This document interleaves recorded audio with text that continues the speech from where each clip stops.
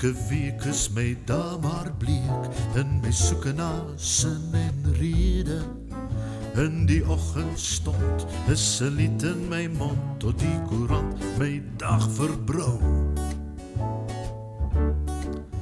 Op die voorste blad is alweer 'n gat in die hoofpad na Pretoria. Daar is moord en roof en 'n polisiehoof se reputasie wat vinnig kwyn. Die Vrydag aan begin ek weer moet skep vir die lewe. En teen Saterdag aand lê opwinding vlak, want Sondag is net om die draai. Die Sondagkoerante sit die pony in die pers, die huppel in my stap en maak my week weer reg.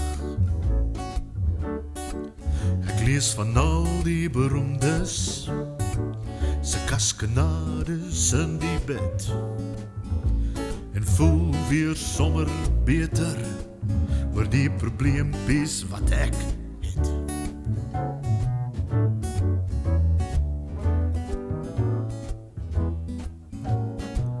Gert my pel is deur 'n media hel in die dae van apartheid.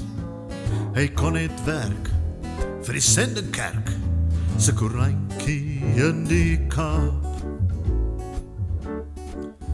Hy's 'n joernalis met 'n goeie nis vir Media 24. Hy moet nou skryf oor die gevyf van bekendes en hulgades. Die Vrydagmiddag begin hy weer die twyfel voel wat hom pla oor daardie stories op sy rekenaar, want Sondag is net om die draai. Die Sondagkoerante, dit sit die pony in die pers, die huppel in my stap en maak my week weer reg.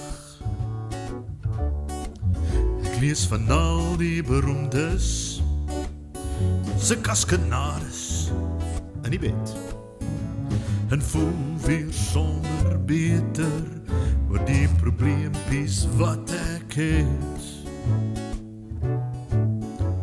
Ek voel weer sommer beter oor die probleempies wat ek en jy het.